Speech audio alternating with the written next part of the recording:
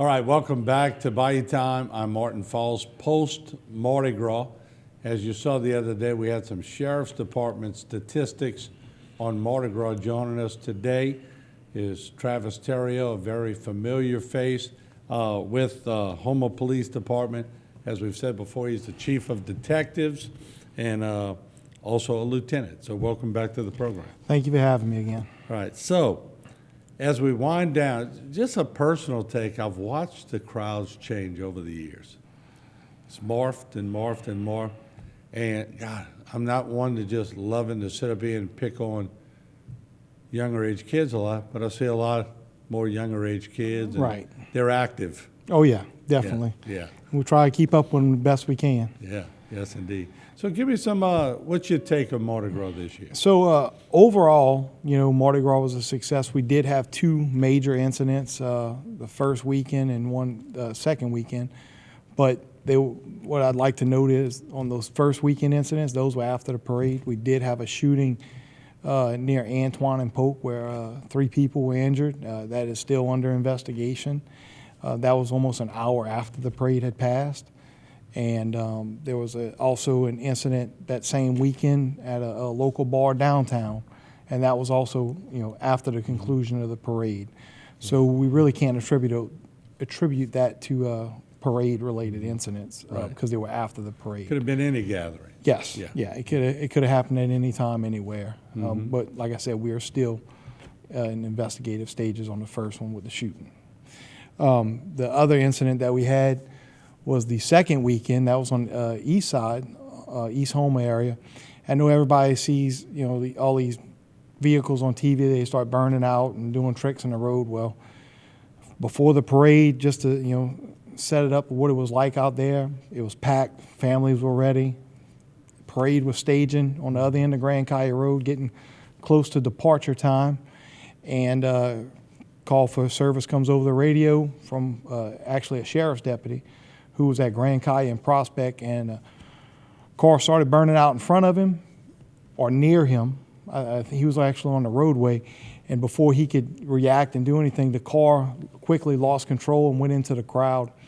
Luckily, we had so many first responders between the Sheriff's Department, Police Department, Fire Department. Everybody was able to get there quickly and assess the situation, and luckily there were 3 people injured. Of the 3 that were injured, 2 of them had to be transported. All have been released from medical facility and expected to recover from the injuries, from what I've been told. The driver of the vehicle was identified as Adrian Bell, 20 years old. He was charged with 1 count of reckless operation and 3 counts of negligent injuring, and was arrested accordingly for that. Was he under the influence or toxicology still waiting? He was not under the influence, and if you notice, we had also released a video along with the crash, and the passenger in the vehicle was recording at the time, and we just kind of want to get it out there. All these people that think it's all fun and games to go and drive like this whenever you're in a crowded area. This is what we feared would happen, and this is what happened as a result. Y'all got your work cut out for y'all, because I watched 2 vehicles. I was up for the parade. I think it was the Sunday parade, Terranians parade. 2 vehicles turned down Main Street and started heading up Main Street, only to have your guys radio the people at the next intersection. And look, the police you don't know whether they're going to make a quick turn on Main Street, and it's hard because you're trying to keep the traffic going. Right. And they may be from out of town, who knows, but they make the turn and they have to radio the next intersection. That's just a small amount of what y'all have to worry about. Yes.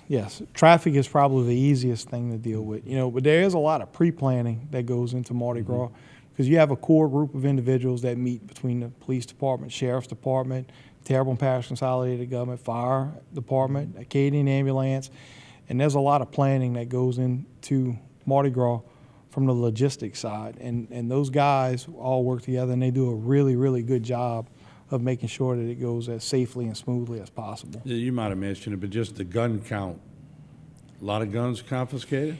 We recovered 1 this year, down 48 from last year. Wow. And in total, I did pull some numbers. Misdemeanor adult arrests, 8, which is way down, and misdemeanor juvenile arrests, 8.